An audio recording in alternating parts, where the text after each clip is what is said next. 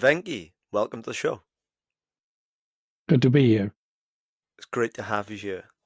So I'm just curious, why did a Nobel Prize winning former president of the Royal Society of Science decide to enter the conversation about anti-aging?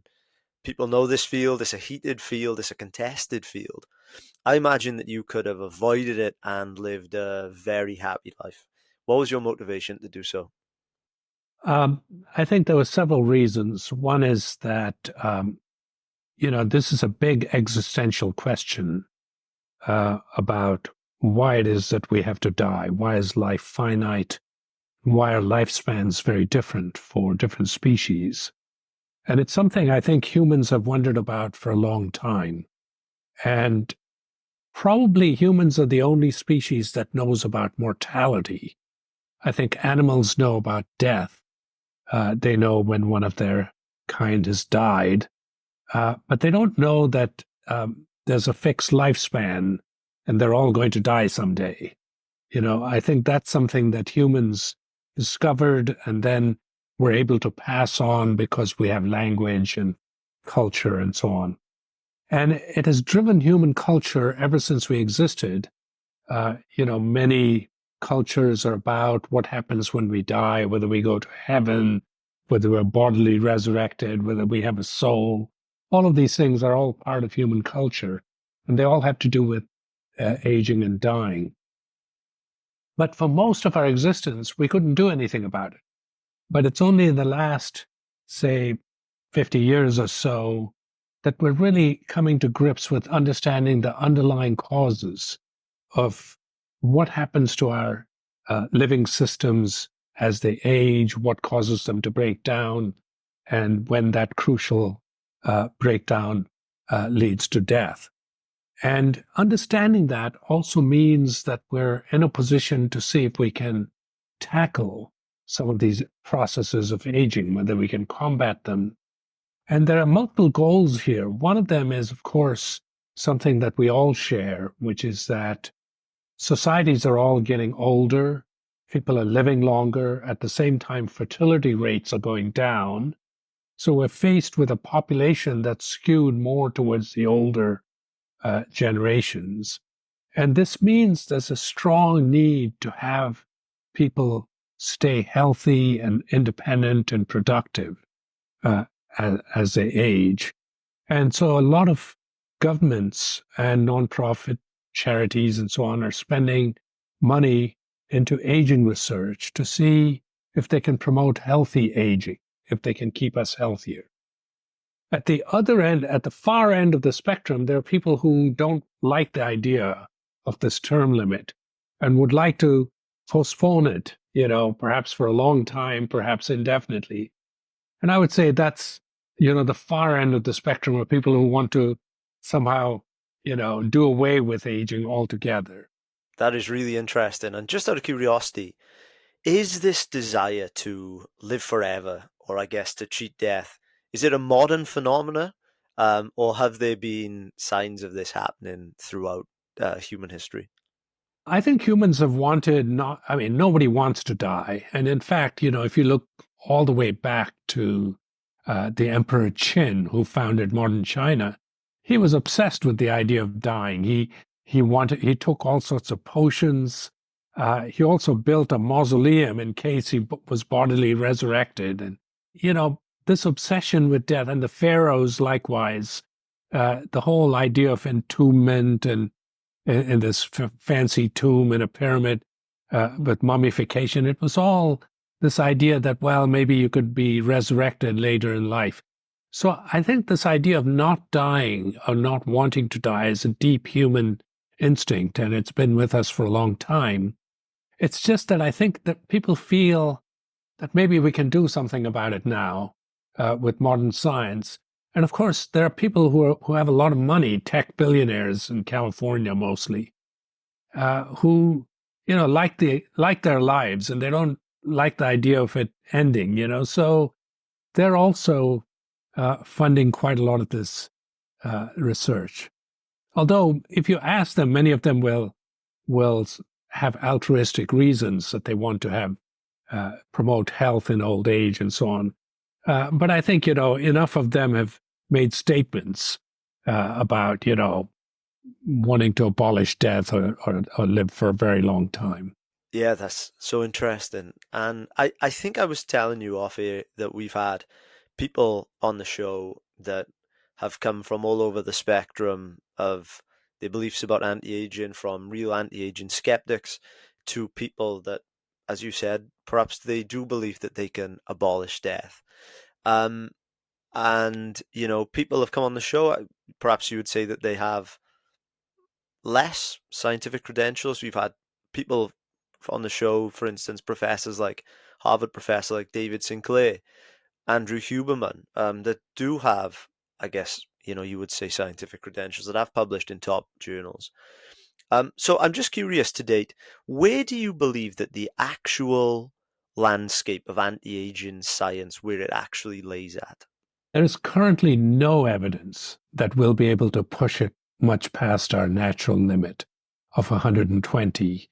And in fact, there's considerable evidence suggesting that it would be very difficult. It doesn't mean it's impossible, but it's also not impossible to colonize Mars. Let me remind you, it's more hostile than the most hostile parts of Earth, like the top of Mount Everest or Antarctica and things like that. Mars is more hostile than any of those. And so the idea that, we can just tinker with this, that, or the other and extend our lives reliably past 120 and be healthy, there's simply no evidence for that. And I don't mind if they say, well, one day it's possible and we ought to do research. What I do mind is they're implying that it's around the corner and it's going to happen, within our lifetimes or things like that. I just think, to me, that's smacks of science fiction. And I don't really care what their credentials are. I want to remind you also that I have no skin in the game. I don't have a company, let alone multiple companies. I'm not selling any supplements. I'm not selling any advice. I would view with great skepticism those people who have a lot of vested interest in this business. And what do you think about the idea of, instead of tackling specific diseases such as cancer, dementia, heart disease, most of which, of course, offset later in life, what do you think about the idea of just tackling the hallmarks of aging itself? This is a general view in the anti-aging community, which is that many of the diseases of old age, the biggest risk factor is aging. And so I think, this idea that if we tackle aging, we will help with all of these, the onset of various diseases and perhaps be healthier for a longer period. That's something that most of the aging community is behind. By the way, I should tell you, I'm not one of that community. I'm a molecular biologist whose work has implications for aging, but I don't work on aging per se myself. And that also frees me to be a little more objective. I don't have an agenda. I don't have a grant that depends on aging research, quite apart from selling things or having a company. Okay. But what I would say is that's what the most of the anti-aging community is behind. The thing that people aren't really sure of is, first of all, is it possible that we will make enough breakthroughs that will allow us to live healthier for a longer time? I mean, that I think is, it's likely to happen given sufficient research. But what's not clear is whether we're simply postponing that period when we're going to go into a long decline. Okay? In other words, is it going to bring us right up to our natural limit, which is, say, 120 years or 110 years, thereabouts, and then we'll suddenly drop dead, or go into a rapid decline and drop dead? Or is it the case that we'll still have a very slow decline at the end because not everything's going to collapse at once? So that phenomenon called compression of morbidity is not actually established. So I think you would have to, we would just have to wait and see what happens. As someone like yourself that has a vested interest, I guess, in the culture, how scientific money is spent, would you rather money and scientific resources be spent tackling the causes of aging or is spent on treating, I guess, disease-specific funding? I don't think it's an either or thing. I think uh, tackling fundamental causes of aging is part of fundamental biology, and it's going to have beneficial effects. Even if it's only to understand how things go wrong, because that's really essentially aging is about how things go wrong with time, and I think that's useful even if you're tackling other specific diseases. But I should tell you, the NIH has a National Institute of Aging. A lot of it is spent for fundamental biology, understanding the processes involved in aging, which is a lot of fundamental biology. And I would say the current amount of money, my guess is it's a few percent of the life sciences budget. I don't know if it's about right or not, but I think it's fine. One problem with, focusing only on aging is, you will eventually have to come to terms with the diseases that occur in old age, and you'll have to find some cures for those and a deeper understanding of those. So I don't think you can take away money from these traditional approaches. But I think the amount of money spent on aging, I think most governments are aware that aging is aging societies are a problem. Most societies are completely behind the idea of healthy aging. And so I would say it's fine. Would you personally classify aging as a disease? I don't, but I can see both sides of the argument. Okay. The argument for it is that, well, aging is an underlying risk factor for all of these things like Alzheimer's, like heart disease, diabetes, hypertension and stroke, etc. And so you could view these other diseases as sort of manifestations of the underlying problem of aging. And so you could think of aging itself as the underlying disease that then results in all these other diseases or accelerates all these other diseases. That's one view. And I know why the anti-aging community wants to do that, because if you classify something as a disease, then you can run clinical trials. And, if you're in the business of making medicines and, you have to do clinical trials, and then you have to, in order to market your medicines, then you want it classified as a disease. However, the WHO and I believe also the FDA have not classified aging as a disease in general. WHO deliberately left it off its list of diseases in its recent list. And the reason for that is they ask, how can something that happens to every single person and is inevitable be classified as a disease? It's simply, fact of life, if you like. So I agree with that. And I think there should be other ways to encourage development of therapeutics for healthy aging without necessarily having to classify it as a disease. And I guess where the anti-aging rhetoric comes into this and where the idea would get some pushback is, of course, you have people like Brian Johnson that state that aging could be slowed down to a point in which it's no longer inevitable. There is not even a thing, and they've not done a test in even animals. At the most, they get in worms a genetic mutation gets you a factor of 2, but that same genetic mutation also it allows those worms, makes those worms unable to compete with wild-type worms. So it has evolutionary costs. None of this is essentially risk-free. It does things to us at other points in our life cycle. And other treatments have, maybe extended lifespan by 30% or so. So this idea that it's not inevitable, well, I'd like to see the evidence for that. In terms of the peak of what we could realistically expect to live, there has been some controversy around this. But we know, for instance, that the longest living person on record was a French lady, Jeanne Calment, that lived to 122. Do you see that as a ceiling for what we are kind of biologically destined for? Let me remind you, that was almost 30 years ago. And even though the number of centenarians has gone up since then, the number of people living over 110 has not actually gone up. Okay, and it's very, very few. And no one else has lived beyond 120 since she died 30 years ago.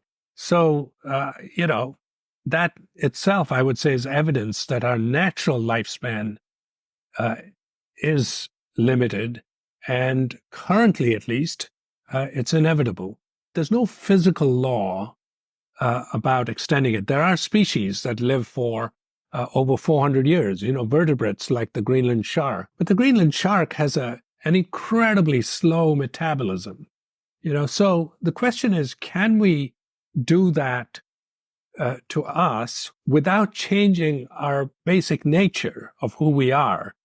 I mean, nobody wants to live for very long if we're going to sort of have such a slow metabolism that we're barely mobile. Okay, that's not the kind of longevity we're looking for. We're looking for an active lifestyle that but that prolongs us in good health, and so that's not clear whether we can do that. Now, people will say that it's been done in worms. These worms that live twice as long are healthy and moving around and frisky and so on. But as I pointed out, mutations in those mutations do have an evolutionary cost. They're part of the growth human growth hormone IGF-1 pathway, and so they're affecting metabolic pathways that are important to us early in development. So, I'm let's say I don't think it's impossible, but I just think it's very hard, and it's not something that I think we're close to doing at the moment. And this is an interesting point, isn't it? Because if we have this natural limit and we eradicated many of the big killers, cancer, dementia, heart disease, I guess that most people would kind of assume that this could extend lifespan almost indefinitely. How long on average would eradicating the big killers actually increase the human lifespan? It may not expand the maximum lifespan at all, which is 120. And the estimates are that it would improve average life expectancy by no more than about 15 years. If we eliminated all of those causes, well, you might live to 95 or 100. So that's the estimate. Okay. So, and I think any one of these diseases only buys you a few years in terms of average life expectancy.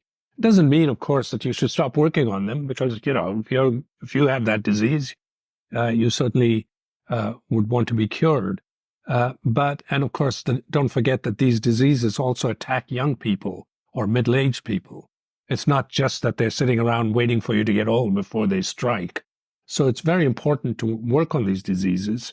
But I'm just saying that most epidemiological calculations have shown that you don't buy that much by eliminating all of that. And that's actually an argument in favor of the anti-aging people, because they say that what you really need to do is to tackle the underlying causes of aging rather than go disease by disease, because that potentially could buy you many more years of healthy life.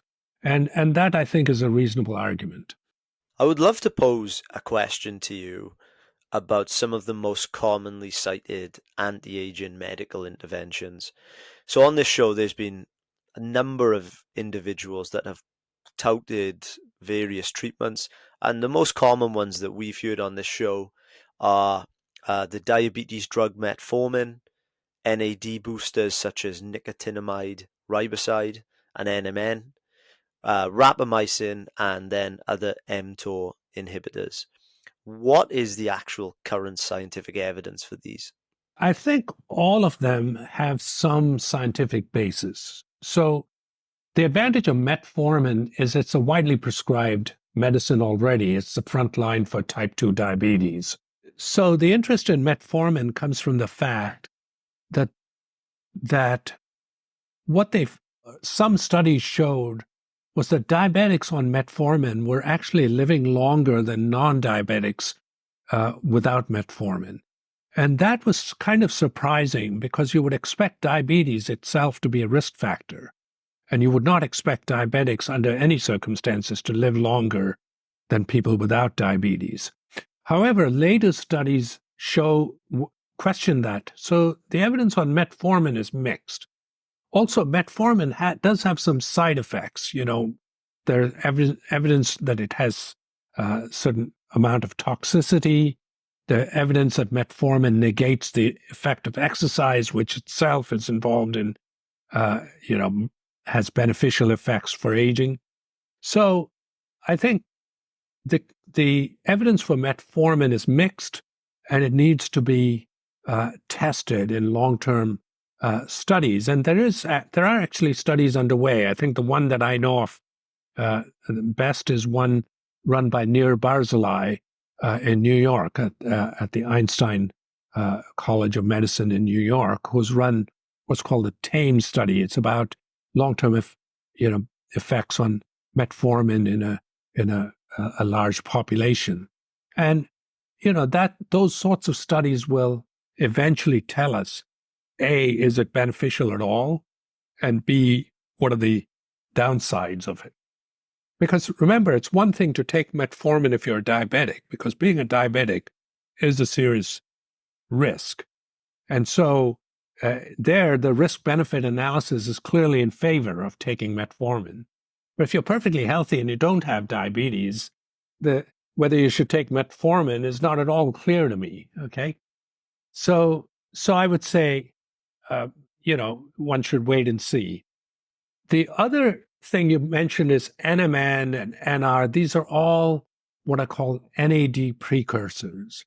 There's evidence NAD is a molecule that's absolutely essential for many of the reactions of life, and including respiration, whereby we produce ATP by burning fuel. Now, the idea is that as we get older, our ability to make NAD declines. And so if we were to boost it by providing the adequate precursors of NAD, then we would maintain NAD levels, and that would help us. And there are animal trials that suggest that it has some beneficial effects. And of course, the logical thing to do would be then to conduct large-scale human trials to ask, how good is it? What does it do? What are the benefits? What are the downsides, etc.? And maybe we don't need that much NAD. Maybe we make plenty of NAD, and it doesn't really matter. We would get plenty of it in a healthy diet. I just don't know. I think those are the sorts of things that a study would tell us. Of course, if we have no NAD, it's a serious problem, but that's not what most of us face, right? But it hasn't stopped people from jumping the gun, including many scientists, take NAD that I know, including a Nobel laureate, whom I won't mention, very respectable and brilliant guy, takes NAD supplements, okay, or NMN or things like that. So, but it just shows that scientists are also human, and they're not completely rational when it comes to their own, life. So I think, my view is let's wait for the evidence and see what happens, see where it plays out. But again, it does have a real scientific basis. Now, the third thing you mentioned was rapamycin and mTOR inhibitors. Well, rapamycin is an mTOR inhibitor. I prefer to call it TOR after the original discoverer, Michael Hall, and his colleagues who discovered TOR. So anyway, these TOR inhibitors um, do seem to have some effect in animal studies on aging, on ameliorating some of the symptoms of aging, and even, to some extent, prolonging lifespan. And so rapamycin has become the big darling of the anti-aging community.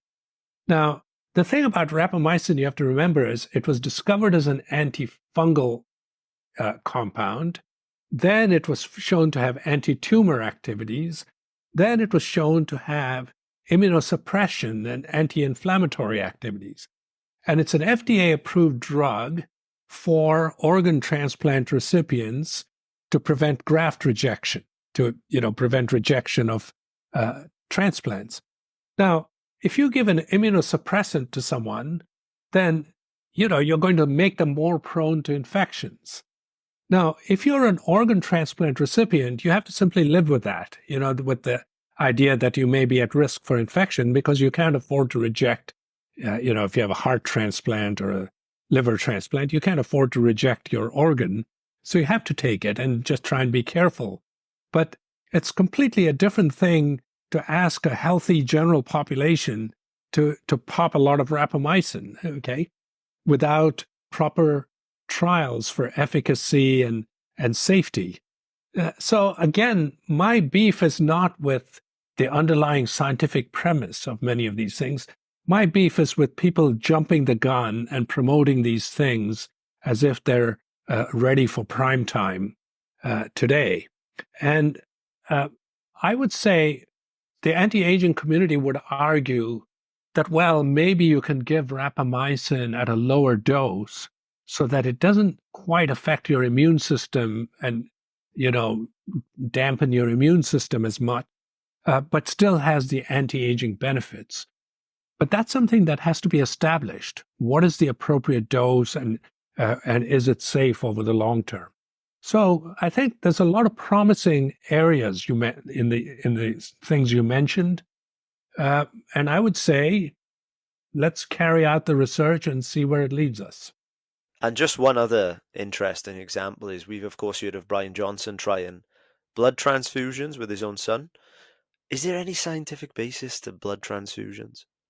Again, there's some serious science behind it. And this was shown, I believe, initially almost several decades ago, that if you connected an old mouse with a young mouse, the old mouse benefited from the young blood from the young mouse. And in fact, the young mouse suffered from the old blood. So it worked both ways. And people then asked whether it was just the fact that they were connected and maybe the young mouse had better detoxification, organs working, or was it actually something in the blood? And they established that it was actually something in the blood. So it's all perfectly reasonable science and very interesting. It means that as we age, we lose factors in our blood that potentially could help us stay healthy. And so, of course, there's a large community now that is there are hundreds of factors in blood and chemicals apart from larger protein factors. And so people are trying to ask, what is it in young blood that is potentially beneficial? And what is it in old blood that's potentially detrimental? So to do that, you have to first find out what is the difference. And not all of the differences may have anything to do with this effect. So then you have to tease out those factors that are potentially contributing to this effect. Then you have to find out what they do, then ask whether they're reasonable candidates for anti-aging or healthy aging therapy. And so that's a large ongoing area of research. But of course, again, people are not willing to wait for the evidence. So as soon as these early papers came out, there were companies that were, buying up, blood from young donors and then selling them at a big premium to rich people who wanted a transfusion. And, some people, of course, have arranged for transfusions by themselves by keeping it all in the family. So I think, that's the difference, I think, between the early science and then the sort of hasty adoption without proper procedures.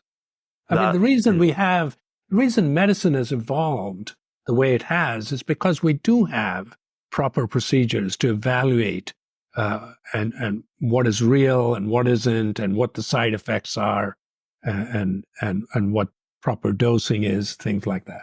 and I wonder if we could speak about, I guess, what actually causes aging over time. Because when I think about aging, I kind of think of it as this accumulation of damage, decline in physiological functioning, telomeres being shortened, mitochondrial damage, cellular senescence. What actually causes aging over time? Well, aging is, you could think of as the result of accumulation of chemical damage. This damage comes from our environment, but it also comes just from the act of living, because we ourselves, within ourselves, generate chemicals that cause damage, and the body has ways of getting rid of them. But eventually, there's enough damage that it accumulates, and this damage can occur at all levels, from the DNA that encodes information to make all our proteins, to the proteins themselves, to then the cells that in which the proteins reside. So you can see at each level of complexity, the damage has consequences. And so everything from our molecules to our cells to our tissues starts to not function as it ought to. And that's really what aging is.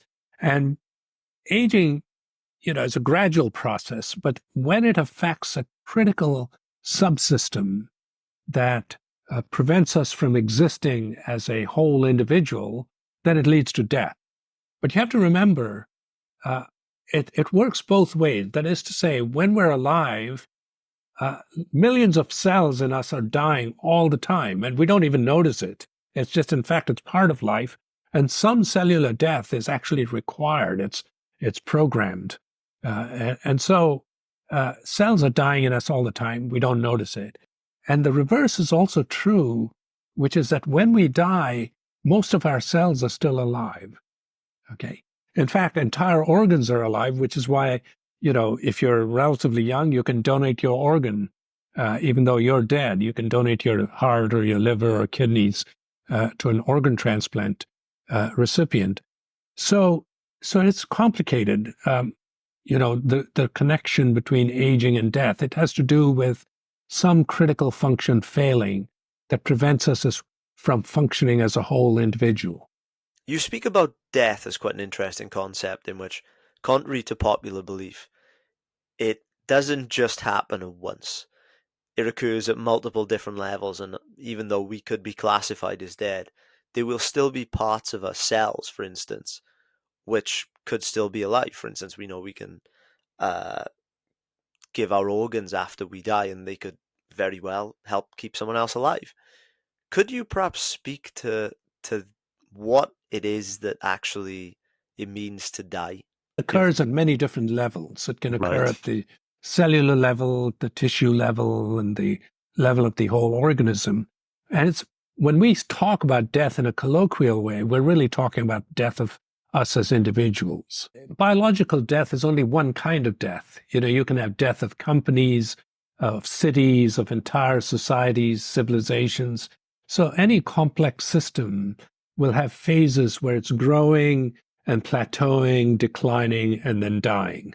And sometimes the precise point of death is hard to pin down, but even in humans, uh, it took a long time before we agree on a sort of widely accepted definition of what death is. And I would just love to get your opinion on, I guess, concepts related to, I guess, living well without the use of medical interventions. So one idea that we've had on the show is this idea of hormesis, that which doesn't kill you makes you stronger. And I guess the idea here is that acute stress, things like demanding exercises, cold showers, saunas, essentially help extend our lifespan. I'm curious, what do you think about the idea of hormesis? And what are some other kind of everyday lifestyle interventions that we could use to, I guess, help extend our own lifespan? Hormesis is a general term for something where you produce something that's detrimental, but that induces a response in the system that actually not only takes care of the problem, but actually improves things. And so that's why, in colloquial terms, it's whatever doesn't kill us makes us stronger. That's the idea. And, we see that, for example, one example is that the body produces reactive oxygen species, which are damaging. But of course, these species are not just damaging, they're also signaling molecules, and they also induce response in the body to repair and take care of any damage. So the whole, if you wanted to evaluate what happens, it's complicated and depends on how much damage you've occurred. And if it's initially a small amount of, damaging material, but induces a proper response, well, maybe the long term is actually beneficial. So that's one idea. Now, exercise does, it causes, minor trauma and things like that, but it actually, and it raises your blood pressure, raises your heart rate. All of these things you might consider not beneficial, but over the long run, it actually benefits you tremendously because the response to exercise is a reduction of stress. It helps regenerate tissue, including muscle. Even helps regenerate mitochondria, which are responsible for our well-being and energy production, and are another problem with aging is aging mitochondria. So I think exercise is highly beneficial. I mentioned three things that are within our control, which together have a hugely beneficial effect on aging. And they are a healthy and moderate diet. We talk about caloric restriction. For example, we mentioned rapamycin earlier and the TOR pathway. Well, the TOR pathway is one of the pathways affected when we reduce the number of calories we take in to relatively low level. And so caloric restriction has been shown to have an effect on healthy aging. And so the idea is that if we moderate how much we eat and also make sure that we eat a healthy and nutritious diet, preferably with all of those NMN compounds that are being sold to us as supplements, we could take them, in fruits and vegetables. So that's one aspect. The other is exercise, which as I pointed out, has a number of benefits. And a third is sleep, which is something that's underappreciated, especially in industrialized countries where you're sort of on the, you're sort of working 24/7 on call all the time, especially now with the internet and smartphones and so on. So I think sleep is another thing that's underappreciated because all living systems have the equivalent of sleep. It's not something to do with our brains and having eyes that we can close and go to sleep. Even primitive organisms have the equivalent of sleep. And it's a period when there's a repair cycle. So damage that occurs throughout the day is then repaired during sleep cycle. So it is, there's a huge amount of evidence that sleep is beneficial for all kinds of things, including aging. And these three things are synergistic. So for example, if you sleep, you're also less likely to overeat and you're more likely to exercise. And if you exercise, you're likely to sleep better. So they all are connected. And if you start doing one or two of those, you'll find the third one easier to do. And the trio today works better than any supplement or any other therapy out on the market and is entirely free and has nothing but beneficial side effects. So I think, this is something that people ought to consider. Now, I'm not saying that in the future therapy can't improve healthy aging beyond what we can do naturally. And to give you an example, those same things also should help you with cholesterol and high blood pressure. And I have both of those. And although I have a relatively healthy lifestyle, I found it a losing battle. And I eventually had to go on blood pressure medication and statins. So, and that's an example of how medicine can go beyond what you can accomplish naturally by yourself. So I think, so this is not at all to denigrate anti-aging research. The hope is that they come up with therapies that help us beyond what we can do. But in the meantime, while we're waiting for all the evidence and new therapies to actually be validated and emerge, these are things we can do ourselves to be healthy. Yeah, one thing that you mentioned there, which is of real interest to me, is that of sleep. And I guess sleep by definition isn't hormetic. But what interests me about sleep and tells me just how important it is that if you consider the vulnerable position that we're in when we sleep, how vulnerable we would be to predation, the fact that we're not in a goal-directed state in which we could go out and hunt or attain more things that would help keep us alive, that tells me that the fact that we haven't evolved out of it over millions of years of evolution tells me just how powerful it must be. It's a very good point. The fact that sleep has been conserved all through evolution, despite the disadvantage you just mentioned, because when we're asleep, we're vulnerable to predators and all sorts of things. That shows you how important it must be. I guess either it's extremely powerful or it is evolution's greatest mistake. Selection is a very powerful tool for Right. eliminating mistakes. I'd be curious to know, for you personally, did engage in with, I guess, the anti-aging community, with the scientists involved in it. Did this writing this book and this process, did it happen to shape any ideas that you yourself had on death, I guess, or the community more broadly? Well, before I started writing this book, I was perhaps even more skeptical. So I have, appreciated a lot of the advances and developments in the anti-aging research community and how serious many of them are as scientists in trying to understand this relatively very complex field. So that's one thing. The other is the idea that, death might have some evolutionary benefit and therefore it was programmed maybe to prevent overpopulation or competing for resources or things like that. Well, most of those ideas don't actually hold water. And death, aging and lifespan is really a selection process where evolution has decided where to put its money in.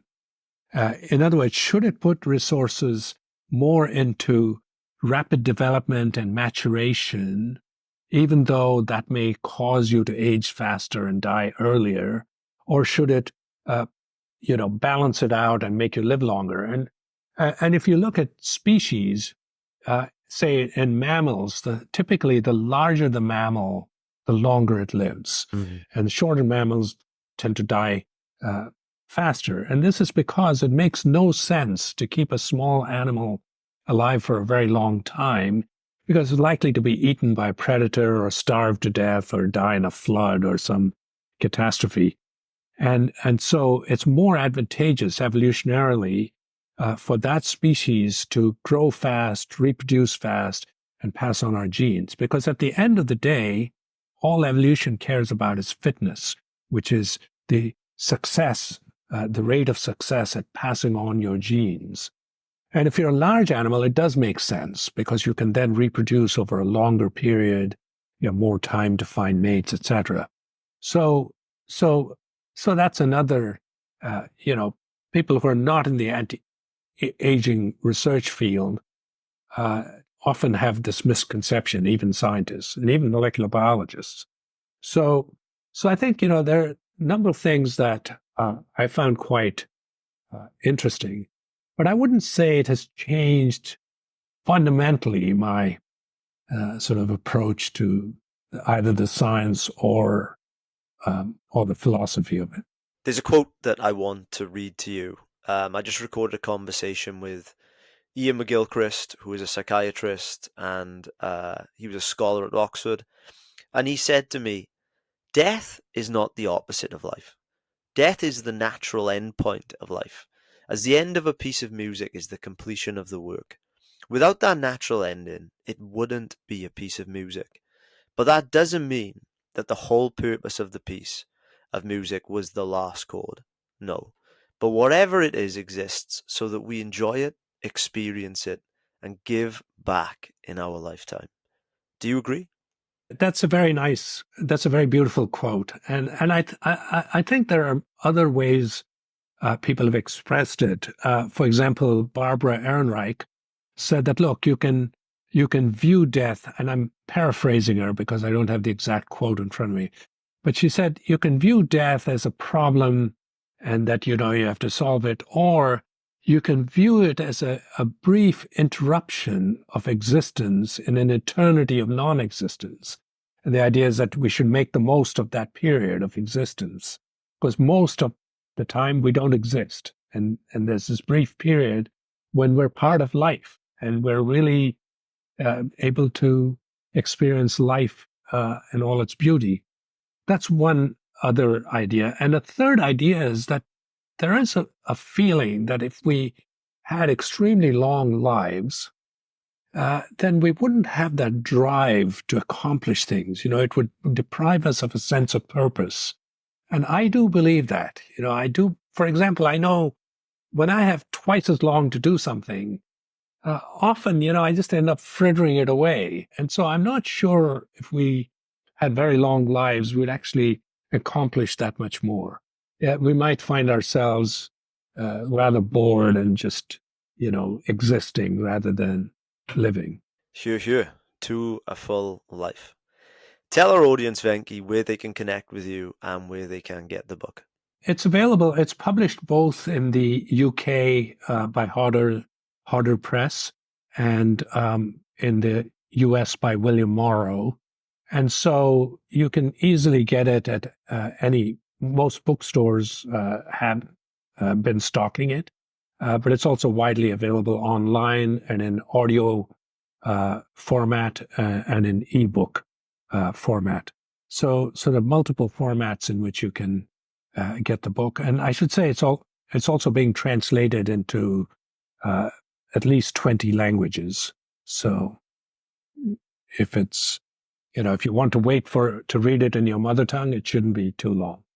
Where this book differs from other books is it's not a recipe book. It's not saying do 1, 2, 3, and 4 and everything's going to be fine. It's not that sort of book.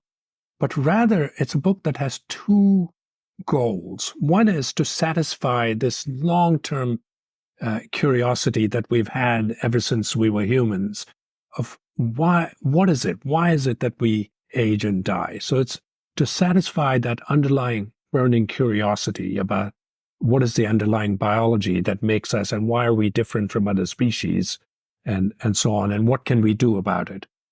And the second is understanding that will naturally empower them. It'll empower them in several ways. One is that they can, knowing what happens, they can figure out what things will help and take action for themselves. And the second is the next time there's some big new finding or some new remedy touted in the press or indeed on a podcast, they can connect it. They have a frame of reference, an understanding to connect it with. And they can say, does this actually make sense or is this a lot of hype? Or is it perhaps in the gray area? So it allows them to decide for themselves. So really it's about both, satisfying a fundamental curiosity and giving people the tools to decide for themselves. Amazing. Well, we will link everything below. And I'm just curious, question we sign off all our episodes with is for Venki today. What makes your life worth living? I think what makes our life worth living is having a sense of purpose. You know, in other words, something that we care about, that we want to accomplish. It may impact other people, or it may be something that we really want to do ourselves. I think that's really what keeps us going. And without purpose, I think life would be quite meaningless. This was a great pleasure, Venki. Thank you for your immense contributions to the field, and thank you for taking the time to come on the show today. Thank you.